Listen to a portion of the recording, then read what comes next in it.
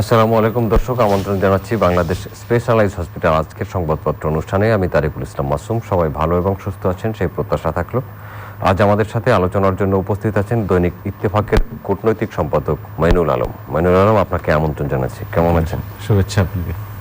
আছি, মোটামুটি ভালোই আছি। আমরা পত্রিকাগুলো শিরোনাম দেখে আলোচনায় যাই। দৈনিক ইত্তেফাক, আগামীকাল পবিত্র হজ, হজযাত্রীরা এখন মিনায়। 16 বছর পর ঢাকায় বন্যা, ডুবে গেছে বেড়াইদ, সাঁতারকুল, গোরান, বনশ্রী, বাসাবো, আফতাবনগরের নিচু এলাকা। সিন্ডিকেটের চাপমুক্ত হচ্ছে না জনতা ব্যাংক, নতুন চেয়ারম্যান মাহফুজুর রহমান। কৃষি অগ্রগতি ধরে রাখতে হবে, প্রধানমন্ত্রী একনেক সভায় 7 প্রকল্প অনুমোদন। বাংলাদেশ প্রতিদিন, মাফিয়া ডন আর প্রতারকেই স্বাস্থ্য খাত, সিন্ডিকেট নিয়ন্ত্রণ হয় টেন্ডার, আছে প্রশ্ন ফাঁস, নিয়োগে ঘাপলা, চিকিৎসা নিয়ে 9-6। টেকনাফে জিরো টলারেন্স, বাংলাদেশ ভারত সম্পর্ক 71-এর রক্তের রাখি বন্ধনে আবদ্ধ। কাদের? একনেককে প্রধানমন্ত্রী শেখ হাসিনা খাদ্য নিরাপত্তা নিশ্চিত করতে কৃষির অগ্রগতি ধরে রাখতে হবে। মানবজমিন, পাকিস্তান ডায়াল করলে রং কোথায়, দ্য হিন্দুকে পররাষ্ট্রমন্ত্রী মোমেন। নাকচ, করোনা কমতির দিকে বলে স্বাস্থ্য অধিদপ্তরের দেয়া বক্তব্য মানতে নারাজ বিশেষজ্ঞরা। নাজিব রাজাকের 12 বছর কারাদণ্ড, মৃত্যু 3000। কালের কণ্ঠ, দেশ কাঁপানো ছাত্রদের মাথায় মামলার বোঝা, নিরাপদ সড়ক আন্দোলন গঠন করে এখনো সরব আন্দোলনকারীরা। একনেককে প্রধানমন্ত্রী স্থানীয় সরকারকে অবশ্যই স্বাবলম্বী হতে হবে। চীন ত্যাগী বিনিয়োগ পেতে কতটা প্রস্তুত বাংলাদেশ, বেটার বিজনেস ফোরামের আদলে টাস্কফোর্স করার পরামর্শ। আমাদের সময়, করোনা মহামারীর মধ্যেই আমপানের আঘাত, বন্যা, কৃষকের কষ্টের সীমা নেই। দেশে 24 ঘন্টায় শনাক্ত 2960 জন, করোনায় মৃত্যু 3000। করোনা ঠেকাতে সরকারের পাশে IOM, অভিযান, গ্রেপ্তার, মামলাতেও থামছে না জাল টাকা তৈরি। পশুর হাটে তৎপরতা ঠেকাতে থাকবে শনাক্তকরণ বুথ।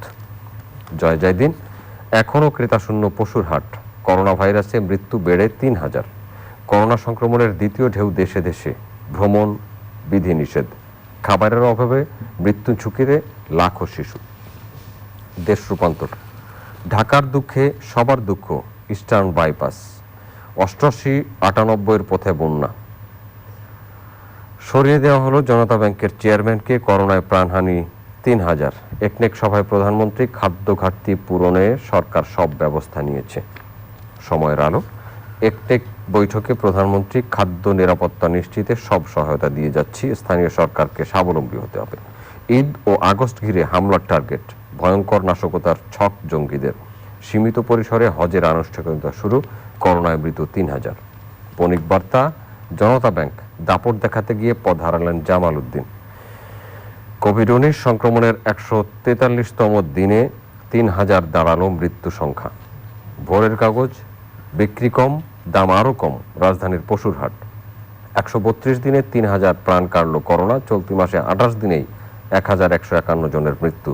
স্থানীয় সরকারকে স্বাবলম্বী হওয়ার নির্দেশ প্রধানমন্ত্রীর।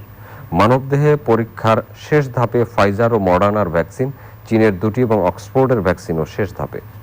ইনকিলাব, ফুটপাথে ক্রেতা থাকলেও শপিং মল ফাঁকা, ঈদ মার্কেট অচেনা রূপ। উন্নয়ন প্রকল্প বাস্তবায়নের তাগিদ প্রধানমন্ত্রীর। সংগ্রাম, আজ পবিত্র হজ শুরু, আগামী 3 দিন অব্যাহত থাকতে পারে বৃষ্টিপাত। খাদ্য নিরাপত্তা নিশ্চিত করতে কৃষি উৎপাদন বৃদ্ধির ধারা বজায় রাখুন প্রধানমন্ত্রী।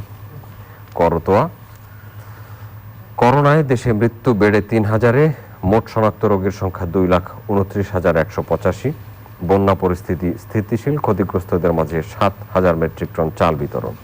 The Daily Sun, waterborne disease break out in flood hits area, river, Irasis takes serious turn. Keep up agri progress to ensure food security, Prime Minister. The news today, keep up agricultural progresses to ensure food security, Prime Minister. Eknek clears 7 projects involving Taka 3075 crore. People suffers as flood situation unchanged. আমাদের হাতে থাকা পত্রিকাগুলোর শিরোনাম ছিল এরকম।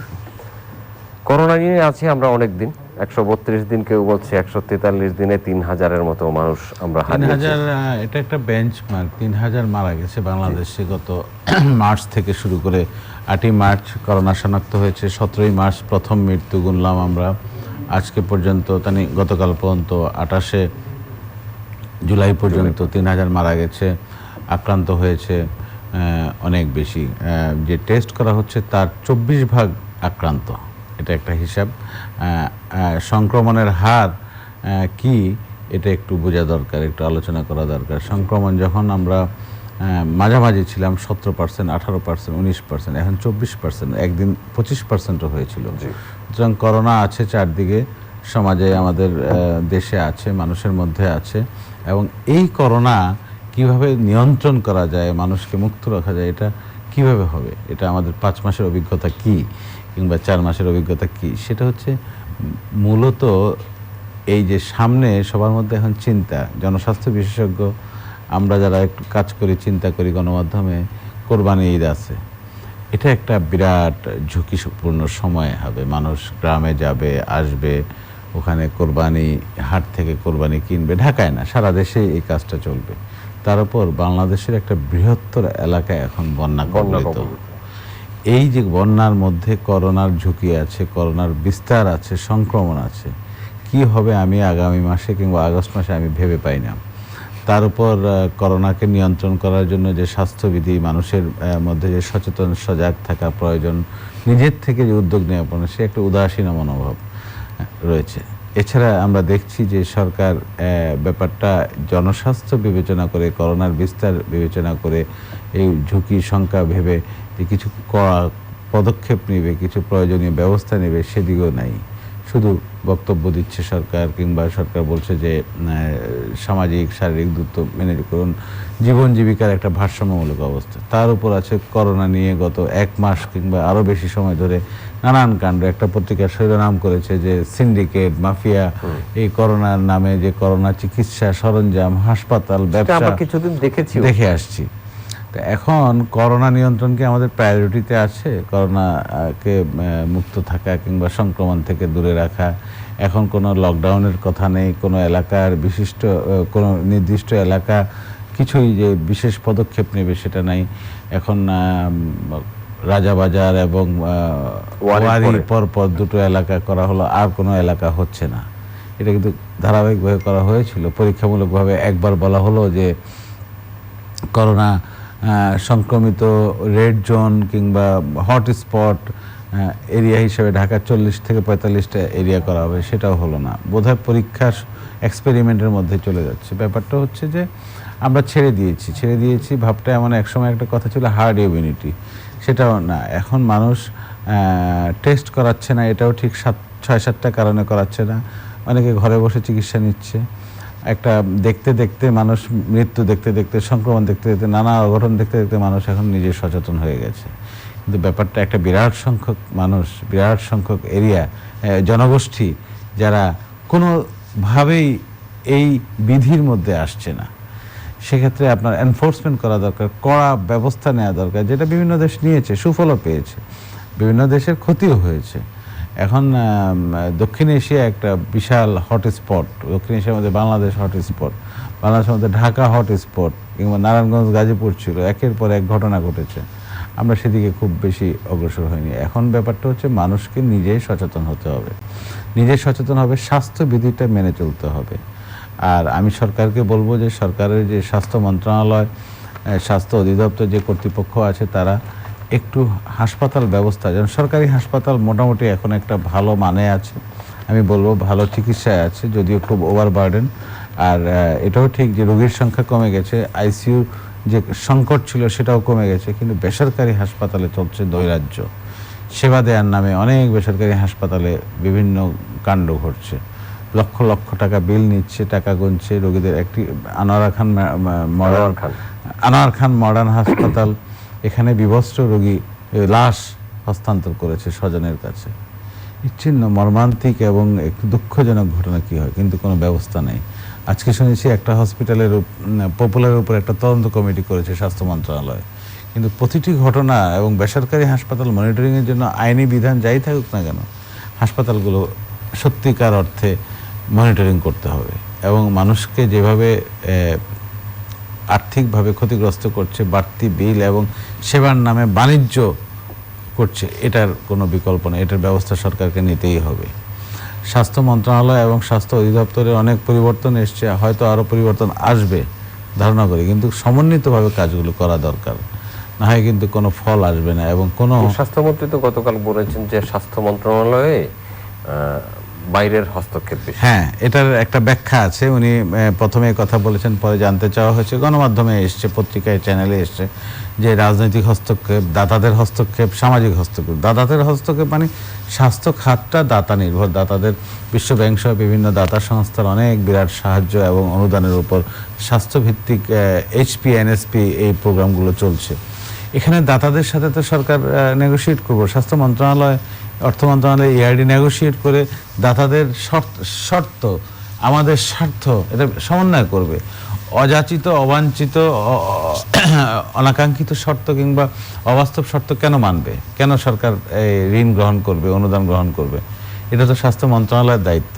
আর বলেছে রাজনৈতিক হস্তক্ষেপ, সামাজিক হস্তক্ষেপ। রাজনৈতিক হস্তক্ষেপের ঘটনা তো ঘটছে। তাহলে মন্ত্রী তো একজন রাজনৈতিক ব্যক্তিত্ব, সর্বোচ্চ রাজনৈতিক পদধারী। উনি কি কোনো তার ক্ষমতা, তার অবস্থান থেকে কি এ ধরনের চাপ সহ্য করতে পারেন না, উপেক্ষা করতে পারেন না? যদি সেটা অন্যায় হয়, যদি সেটা স্বার্থ বিরোধী হয়, জনস্বার্থ বিরোধী হয়, এটা মনে হয় দায়িত্ব এড়িয়ে যাওয়ার একটা কথা। আমি এটা বলতেই হবে স্বাস্থ্যমন্ত্রীর এই বক্তব্যের প্রেক্ষিতে। সামাজিক চাপ, এখানে চাপ কোত্থেকে আসছে? উনি কাজ করবেন জনগণকে সাথে নিয়ে, গণমাধ্যমকে সাথে নিয়ে, সরকার, সংসদ সদস্য, জনপ্রতিনিধি সবাইকে নিয়ে কাজ করবেন। এখানে সমস্যা দেখি না। যদি অন্যায় তদবির আসে তাহলে সেটা উনি উপেক্ষা করবেন। উনি যদি এর সাথে সম্পৃক্ত হয়ে যান কিংবা, তাহলে এটা দুঃখজনক। কারণ শাহেদ, JKG, রিজেন্ট হসপিটাল, যতগুলো অঘটন ঘটেছে, অপকর্ম হয়েছে, সবই তো স্বাস্থ্যমন্ত্রী, স্বাস্থ্য অধিদপ্তর, মন্ত্রণালয় সবাই জড়িত। স্বাস্থ্যমন্ত্রী উপস্থিতিতে চুক্তি হয়েছে, দায়িত্ব দেওয়া হয়েছে রিজেন্টকে, শাহেদকে। সুতরাং এই ব্যাপারগুলো কোনো একটা চাপ ছিল। যদি চাপ থাকে তাহলে উনি কেন যাচাই ছাড়া গেলেন, কিংবা এই ঘটনা কেন ঘটলো? কিন্তু এটার দায় নিতে হচ্ছে পুরো দেশকে। কারণ এই শাহেদ এবং রিজেন্ট এবং JKG'র ভুয়া রিপোর্টগুলো পুরো বিশ্বে ছড়িয়ে গেছে এবং বাংলাদেশের ভাবমূর্তি ধুলায় মিটিয়ে দিয়েছে। এই বিষয়টা মন্ত্রীকে বুঝতে হবে। আমি আবার বলবো যে অধিদপ্তরের একজন অতিরিক্ত মহাপরিচালক বলেছেন, গণমাধ্যমে, টেলিভিশনে বলেছেন, পত্রিকায় বলেছেন যে বিভিন্ন চিকিৎসকদের যে সংগঠন আছে না, ওই সংগঠনের চাপে, এই সংগঠনের নেতাদের চাপে JKG'কে দায়িত্ব দেওয়া হয়েছে, চুক্তি করা হয়েছে, রিজেন্টকে চুক্তি করা হয়েছে। তাহলে কি এই স্বাস্থ্য খাতে প্রেশার গ্রুপ যারা আছে, এই স্বাস্থ্য খাত কেন্দ্রিক চিকিৎসকদের যে প্রেশার গ্রুপ, যে সংগঠন আছে, নির্বাচিত হোক, তারা কি স্বাস্থ্য খাতের বাইরের? তারা তো স্বাস্থ্য খাতের বাইরের না। আমি এটাই বলছি, এই প্রেশার গ্রুপকে কি এটা উপেক্ষা করা যায় না, মোকাবেলা করা যায় না? অধিদপ্তরের অতিরিক্ত মহাপরিচালক নিজে দুদককে বলেছেন, ডিবিকে বলেছেন, এটা গণমাধ্যমে আমরা জানতে পেরেছি। স্বাস্থ্যমন্ত্রী কিংবা তার অধীনস্থ যে কর্মকর্তারা, মহাপরিচালক, সচিব, অতিরিক্ত মহাপরিচালক কিংবা পরিচালক পর্যায়ে যারা আছে, এরা কি এই কাজটা বুঝছেন না? আমি নিশ্চিতভাবে বলতে চাই, প্রভাবমুক্তভাবে কাজ করলে, স্বচ্ছতা এবং নীতি নৈতিকতা রেখে যদি কাজ করে, অবশ্যই যে কোনো কাজ সম্ভব। অনৈতিক কাজ এখানে চাপিয়ে দেওয়া সম্ভব না। আমি CMSD নামে ঔষধ খাতের যে প্রতিষ্ঠানটা আছে, এটার পরিচালক ছিলেন ব্রিগেডিয়ার শহীদুল্লাহ। উনি দুদিন আগে CMS-এ মারা গেলেন। উনি বিদায়ের আগে, 1 মাস আগে কিংবা কয়েক মাস, কিছুদিন আগে, বিদায়ের আগে সচিবকে বরাবর একটা চিঠি দিয়েছেন। ওখানে লেখা আছে, যেটা আলোচনা হচ্ছে, যে কার কার চাপে স্বাস্থ্য খাতের কেনাকাটা, ওষুধ কেনা, যন্ত্রপাতি কেনা, সরবরাহ বিষয়গুলো সিন্ডিকেটে নিয়ন্ত্রিত হতো। এই বিষয়গুলো নলেজে নিলে কিংবা আমলে নিলেই বিষয়গুলো পরিষ্কার হবে এবং ব্যবস্থা নেওয়া সম্ভব। সুতরাং মন্ত্রী যে কথা বলছেন, বিতর্কের মধ্যে, সমালোচনার মধ্যে যে কথা বলছেন, নিজের দায় এড়ানোর চেষ্টা বলে আমি মনে করি। এগুলো কোনো ভালো উদাহরণ না। মন্ত্রণালয়ের শীর্ষ ব্যক্তিত্বের এটা ভালো উদাহরণ না, ভালো কাজও না। ব্যাপারগুলো এভাবে ডিল করতে হবে। এখন মানুষ যে প্রত্যাশা করে যে টেস্ট কমে গেছে, মানুষ যাচ্ছেও না, এটাও ঠিক। 20,000, 19,000 টেস্ট হতো, এখন 12,000 অথবা 11,000, 10-11,000 হচ্ছে। এখন কিন্তু শতকরা হারটা 24% আজকের, এবং জাতীয় গড় 20% এ পর্যন্ত যত টেস্ট করেছে এবং যত সংক্রমণ চিহ্নিত হয়েছে। আপনাকে এটা বুঝতে হবে। এবং এই সংক্রমণের হারটা খুব বেশি কম বলে বলা না, 20%-এর উপরে বা 24% এটা অনেক বড় ব্যাপার। অনেক বড় ব্যাপার এবং উদ্বেগের বিষয়, ঝুঁকির বিষয়, চিন্তার বিষয়। সে অনুযায়ী স্বাস্থ্যমন্ত্রী মন্ত্রণালয়কে পদক্ষেপ নিতে হবে। শুধু দৈনন্দিন কাজ কিংবা এটা নিয়ে হবে না। আমরা আগেই চীনে ডিসেম্বরে সংক্রমণ শুরু হওয়ার পর, এই করোনা ভাইরাস দেখা দেওয়ার পর আমরা 3 মাস সময়, মার্চ পর্যন্ত বলা হয়েছে সব ঠিক আছে, কিন্তু অব্যবস্থাপনায় পরিপূর্ণ ছিল। না, সাহায্যের উপরে ভরসা ছিল বলে মনে হয়েছিল। ব্যাপারটা হচ্ছে সরকার, মাননীয় প্রধানমন্ত্রী যে কাজগুলো করছেন, যেভাবে উদ্যোগ নিচ্ছেন, তা নিচের দিকে ট্রান্সলেট হচ্ছে না। ব্যাপারটা হচ্ছে, এবং এই অনিয়মগুলো তারই প্রমাণ, এবং সবগুলো ঘটনা সহজেই মোকাবিলা করা সম্ভব এবং আইনের আওতায় আনা সম্ভব, যেটা এখন বিভিন্ন জিজ্ঞাসাবাদের শাহেদ সহ এই লোকগুলো বলছে। ব্যাপারটা হচ্ছে যে কোনো ঘটনা হলে ব্যবস্থা নিতে হবে, এবং ব্যবস্থা নিলে, আইনি ব্যবস্থা নিলে এই ধরনের ঘটনা আর ঘটবে না। দিনের পর দিন স্বাস্থ্য খাতে যে ব্যাপারগুলো হয়ে আসছে, আমি এখন যেহেতু স্বাস্থ্য খাত ফোকাস, মার্চ থেকে করোনার পরবর্তী সময়গুলোতে এই ফোকাসের কারণে স্বাস্থ্য খাত সবচেয়ে বেশি আলোচিত। শুধু এই আলোচনা শুধু বাংলাদেশের মধ্যে সীমাবদ্ধ না, বিশ্বব্যাপী ছড়িয়ে পড়েছে। ইউরোপে আমাদের কি অবস্থা, আমাদের যুক্তরাষ্ট্রে আমাদের ব্যাপারে কি মূল্যায়ন, সেটা ভাবতে হবে। ইউরোপে আপনি ইউরোপীয় ইউনিয়নের যে ভিসা, স্যাংজেন ভিসা নিয়ে আপনি জানেন, নিয়ে সব দেশে যাওয়া সম্ভব হতো, এখন যাওয়া সম্ভব হবে না। শুধু বাংলাদেশ, কোনো যাত্রী এক দেশে, যে দেশে যাবে সে দেশেই যাবে, অন্য ইউরোপীয় দেশে ট্রাভেল করতে পারবে না। এটা খুব একটা গুরুত্বপূর্ণ একটি বিষয়, বার্তা আমাদের জন্য। জাপানে ভুয়া রিপোর্ট নিয়ে লোক ধরা পড়ে, দক্ষিণ কোরিয়ায় ধরা পড়েছে, চীন থেকে বিমান ফেরত এসছে, গুয়ানজু থেকে ফ্লাইট ফেরত আসছে। সর্বপ্রথম যখন জাপানে ধরা পড়েছিল, তখন থেকে যদি আমরা সাবধান হতাম, তাহলে হয়তো ইতালির ঘটনাটা এইভাবে বড় হয়ে আসতো না। সর্বশেষ তো দেখলেন দুদিন আগে একজন সাবেক মন্ত্রীর কন্যার ব্যাপারটা, এবং এটা ল্যাবরেটরি ভুল, এবং ওই বিমান যাত্রী যে নিজে তৈরি করে নিয়ে ওনাকে দেয়া হয়েছে, স্বাস্থ্য মন্ত্রণালয় ল্যাবরেটরি থেকে দেয়া হয়েছে। ব্যাপারটা হচ্ছে যে কি চলছে এটা দেখা উচিত স্বাস্থ্যমন্ত্রীর দেখা উচিত। এই যে কথাগুলো উনি বলছেন, রাজনৈতিক চাপ, আমি আবারও বলি, এটা দায়িত্ব এড়ানোর কিংবা নিজের পক্ষে সাফাই গাওয়ার বক্তব্য।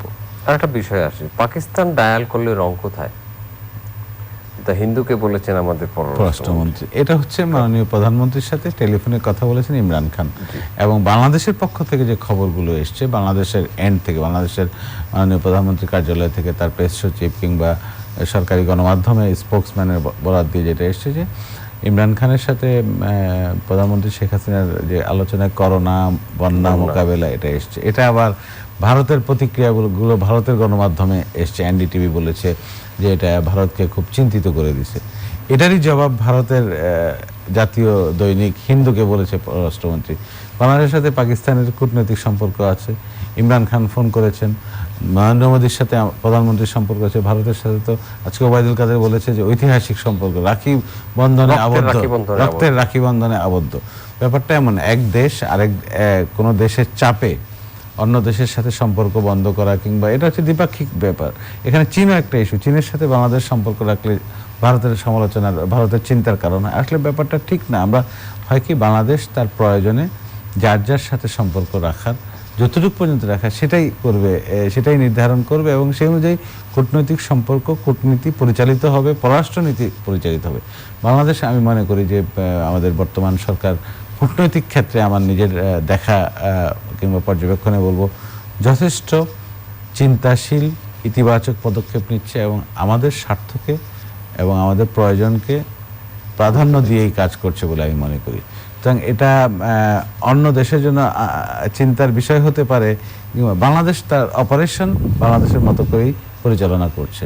এখানে এই যে পররাষ্ট্রমন্ত্রী বলেছেন ভারতের পত্রিকার বোধহয় প্রশ্নের জবাবে এটা এসছে, এটা ঠিকই।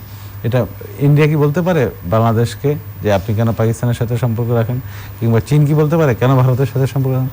এটা বলতে পারে না, কিংবা বলা উচিত না। কূটনীতির ভাষা কিংবা আন্তঃরাষ্ট্রীয় দ্বিপাক্ষিক রাষ্ট্রীয় যোগাযোগের ক্ষেত্রে এটা উপায় না, এটা বলার উপায় না, বলা যায় না, সেটা শোভন না, কূটনৈতিকভাবে শিষ্টাচারও নির্দেশ করে না। বাংলাদেশ দেখুন, ভারতের সাথে আমাদের বিরাট সীমান্ত রয়েছে, 4130 কিলোমিটার আমাদের সীমান্ত, সম্ভবত পৃথিবীর সবচেয়ে বড় সীমান্ত। এবং এই সীমান্ত আমাদের অনেক কিছু অর্থ বাণিজ্য সীমান্ত অনেক কিছু জড়িত, বাণিজ্যিক দ্বিপাক্ষিক বাণিজ্য জড়িত। আমাদের সাথে প্রতিবেশী দেশ ভারত এবং বড় প্রতিবেশী, আমাদের সাথে কিছু অংশ মিয়ানমার আছে। ৭১ এই যে রক্তের রাখি বন্ধনে, এটা ঠিক আমাদেরকে কোটি কোটি বাংলাদেশি মানুষকে, স্বাধীনতাকামী মানুষকে ভারত আমাদের আশ্রয় দিয়েছে শরণার্থী হিসেবে। আমাদের রাজনৈতিকভাবে মুক্তিবাহিনীকে আমাদের সহায়তা করেছে, ভারতীয় সেনারা আমাদের পক্ষে যুদ্ধ করেছে। ভারতের প্রধানমন্ত্রী তৎকালীন ইন্দিরা গান্ধী সারা বিশ্ব ভ্রমণ করেছেন এবং জাতিসংঘ সহ বিশ্ব জনমত তৈরি করেছেন বাংলাদেশের স্বাধীনতার পক্ষে। সুতরাং এটা একটা আত্মিক সম্পর্ক এবং আবেগী সম্পর্ক, এবং একটা দেশ সৃষ্টির পিছনে আরেকটি দেশ কিভাবে পাশে দাঁড়াতে পারে, এটা বোধহয় একটা পৃথিবীর একটা উজ্জ্বল উদাহরণ হতে পারে।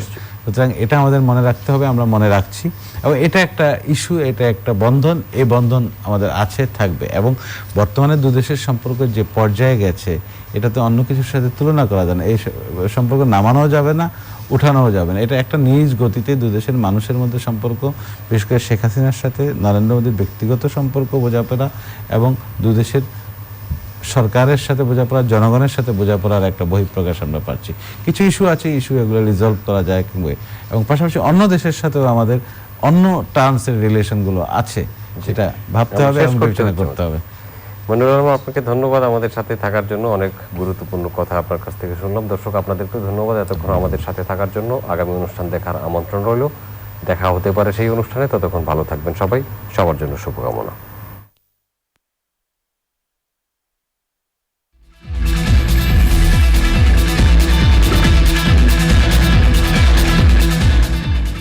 জীবনের সুস্থতার আকাঙ্ক্ষায় বাংলাদেশ স্পেশালাইজড হসপিটালে অত্যাধুনিক যন্ত্রপাতি ও দক্ষ চিকিৎসকদের সমন্বয়ে পরিচালিত কার্ডিয়াক, নিউরো, ইন্টেন্সিভ ও neonatal care unit, dialysis, day care, chemotherapy, এছাড়াও যুগোপযোগী মডিউলার অপারেশন থিয়েটার ও জীবাণুমুক্তকরণে আধুনিক CSSD, নির্ভুল রোগ নির্ণয়ে রয়েছে স্বয়ংসম্পূর্ণ ল্যাবরেটরি মেডিসিন ও রেডিওলজি ইমেজিং বিভাগ। বাংলাদেশ স্পেশালাইজড হসপিটাল, যে সেবা ছাড়িয়ে যায় স্বাস্থ্য সেবাকে। পরিপূর্ণ স্বাস্থ্যসেবা নিশ্চিত করার লক্ষ্যে বাংলাদেশ স্পেশালাইজড হসপিটালে রয়েছে স্বয়ংসম্পূর্ণ কার্ডিয়াক কেয়ার সেন্টার, গ্যাস্ট্রোএন্টারোলজি ও হেপাটোবিলিয়ারি প্যানক্রিয়াটিক